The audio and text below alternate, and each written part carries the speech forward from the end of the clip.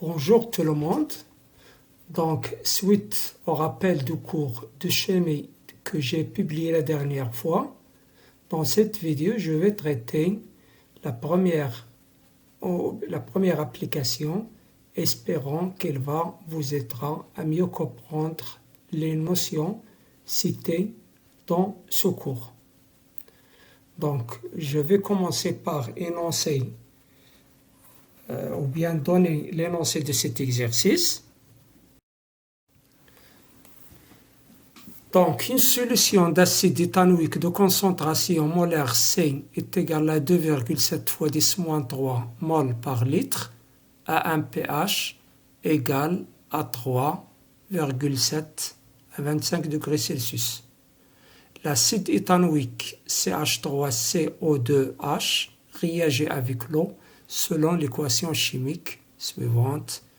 Donc, l'acide plus H2O, il va donner l'ion éthanoate plus H3O+. Première question, donnez la définition d'un acide selon Bronsted. Question 2, dans l'équation ci-dessous, identifiez les deux couples acido-basiques mis en jeu. Troisième question, vérifiez que le taux d'avancement final de la réaction est égal à 7,4 fois 10-2. Et quatrième question, donnez l'expression littérale du quotient de la réaction QR équilibre à l'état d'équilibre du système chimique en fonction de C, la concentration de la solution, et son pH. Enfin, on déduire la valeur de la constante d'équilibre K associée à l'équation de la réaction. Donc, je vous conseille de répondre à ces questions et à chaque fois que vous aurez besoin, revenez au rappel du cours avant de voir la solution. Donc, on va commencer par la question numéro 1. Donnez la définition d'un acide selon Bronsted. Donc, d'après le rappel, par définition, un acide selon Bronsted est une espèce chimique susceptible de céder un proton H+, ou plus, au cours d'une transformation chimique. Donc, on a déjà expliqué ça et j'ai dit que un acide selon Bronsted, on le note comme AH.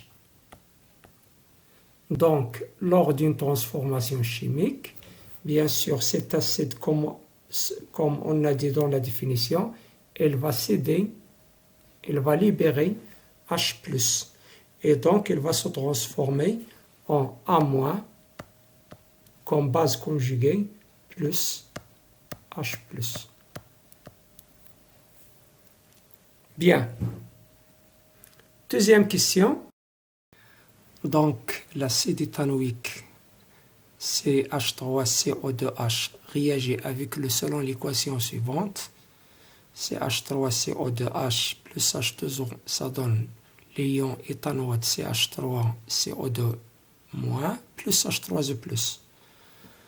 Dans l'équation ci-dessous, identifiez les deux couples acido-basiques mis en jeu. Alors, je vous rappelle ce qu'on a vu dans le rappel du cours. J'ai dit que toute équation acido-basique, dans toute équation acido-basique, il y a la participation de deux couples acido-basiques. L'une, il va intervenir avec son acide, alors que l'autre, elle va participer avec sa base. Donc, je vais composer cette équation en deux demi-équations.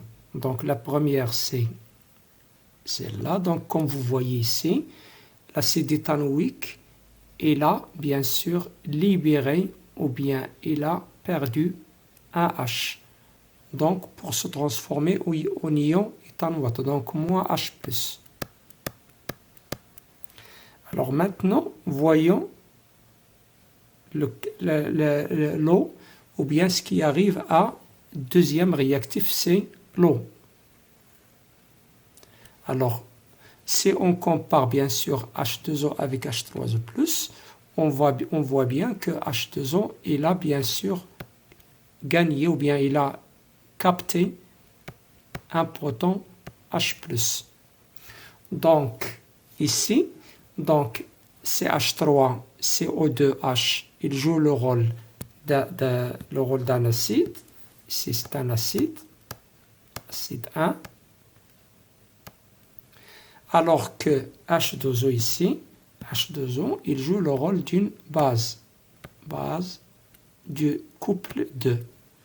Donc, les deux couples qui ont donc intervenu dans cette équation sont l'acide 1C, CH3, CO2H, et sa base, bien sûr, sa base 1, sa base conjuguée, ce n'est que CH3, CO2-. Donc ici, l'acide, il s'est transformé en sa base conjuguée. Deuxième couple, c'est tout simplement, donc ici, H3+, puisque donc la base, il a capté H+, donc il s'est transformé en acide conjugué, acide 2.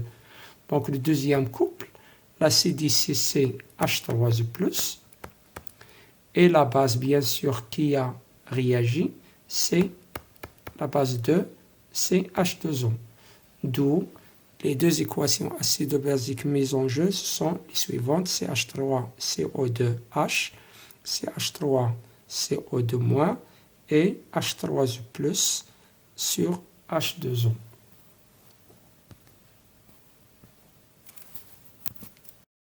Donc, question suivante. Donc, l'acide est un liquide de concentration molaire C est égal à 2,7 fois 10-3 à un pH égal à 3,7 à 25 degrés Celsius. Vérifiez que le taux d'avancement final de la réaction est égal à 7,7 fois 10-2. Et, deuxième question, la transformation étudiée est-il totale? Justifiez votre réponse. Donc, on va commencer d'abord par répondre à la première question. Donc, on sait que, d'après le cours, que taux, ce n'est que x final, ça veut dire l'avancement final, ou bien l'avancement à l'équilibre, sur x max, sur l'avancement maximal. Alors, on va séparément trouver l'expression de chaque avancement x final et x max. Donc, pour cela, on a besoin de tableau d'avancement. Donc, voilà le tableau d'avancement. Donc, on a la réaction, les quantités de matière, l'avancement et l'état du système. Donc, l'état initial, la quantité de matière initiale d'acide éthanoïque, on vous donne la concentration.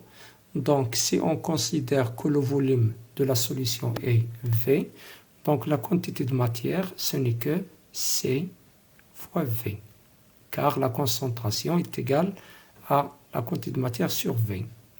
Donc ici, l'eau il est en excès, les quantités de matière initiale des produits, c'est 0. L'état intermédiaire, donc on a la quantité de matière initiale moins la quantité de matière réagée Cx, donc on aura CV, C fois V moins X. Alors que les produits, il y aura apparition de X mol de H3O+, et X mol de CH3CO2-. L'état d'équilibre, ou bien l'état final, donc ici équilibre, X équilibre, donc c'est C fois V moins X équilibre, ici c'est X équilibre, c'est X équilibre. Si on veut parler de l'état maximal, donc on aura CV moins X max, Cx max et Cx max. Alors on va commencer d'abord par X max. Donc comme vous voyez ici l'eau est en excès, donc H2O est ton XC. Donc, le CH3CO2H, il est limitant. Ça veut dire que cette quantité est égale à 0. Donc, cela implique que CFV moins Xmax est égal à 0. Tout simplement parce que CH3CO2H, il est limitant.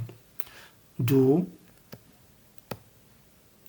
Xmax est égal à C fois V.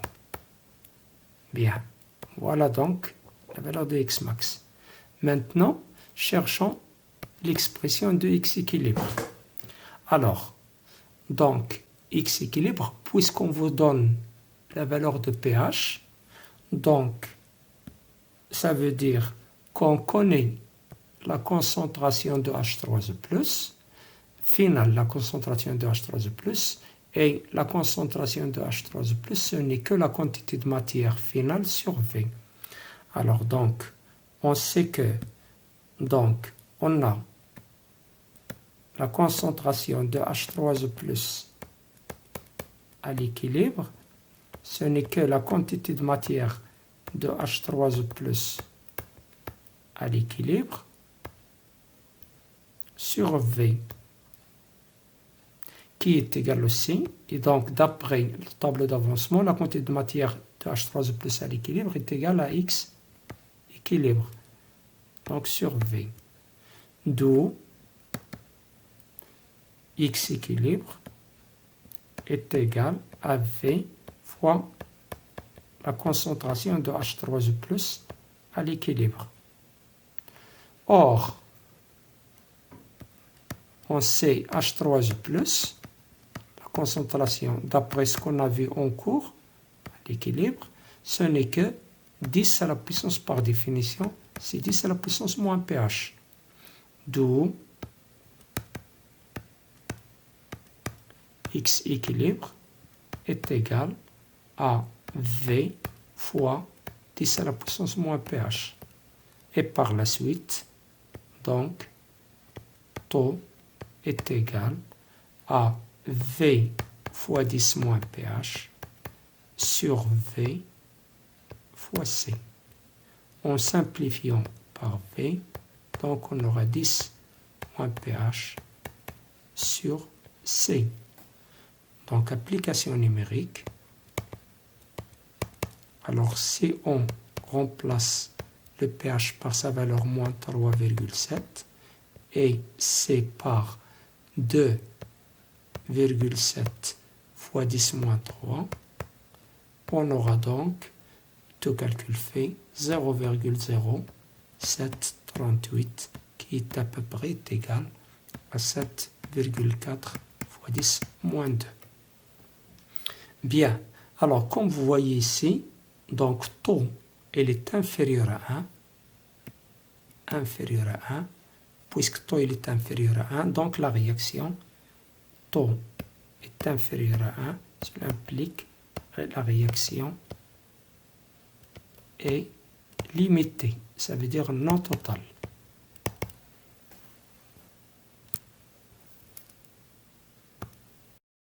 Quatrième question.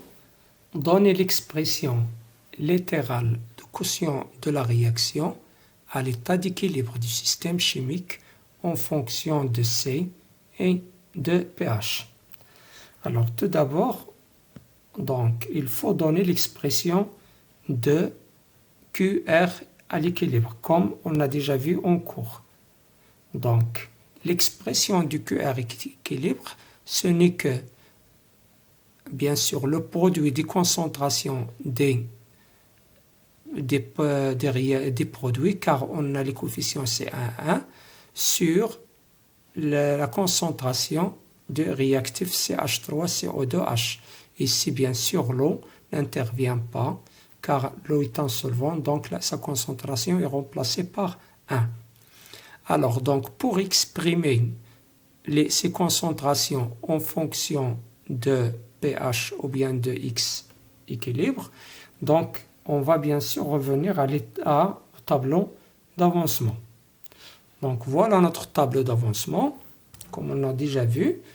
Donc, d'après ce tableau d'avancement, donc on a, comme vous voyez ici, H3O+, et CH3, CO2-, ils ont même quantité de matière à l'état final, donc ils ont même concentration. Donc on a, d'après le tableau d'avancement,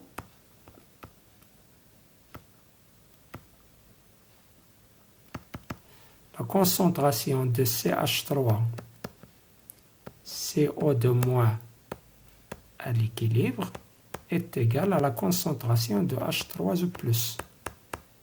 Et bien sûr, tous les deux est égal à X équilibre sur V. Donc ici, on peut remplacer CH3CO2 par la concentration H3O+, à l'équilibre. Bien. Maintenant, la concentration de CH3 d'acide éthanoïque, CH3CO2H à l'équilibre. Donc, comme vous voyez, la quantité de matière, c'est sa quantité de matière qui est égale à CFV moins X final, CFV moins X équilibre, le tout sur V, qui est égal aussi à CFV sur V moins X équilibre sur V, qui est égal aussi à, en simplifiant par V, à C moins X équilibre sur V, ce n'est que H3O+, comme vous voyez ici. X équilibre sur V, c'est H3O+. Donc on peut remplacer X équilibre sur V par la concentration de H3O+, à l'équilibre. D'où donc QR équilibre est égal. Donc j'ai dit que CH3CO2- sa concentration est égale à H3O+, donc on aura H3O+, équilibre, au carré fois H3O+, ça veut dire c'est sur C moins H3O+, équilibre. Et comme on a déjà dit que H3O+, ce n'est que 10 à la puissance moins pH, donc on aura C 10 à la puissance moins 2 pH sur C moins 10 à la puissance moins pH.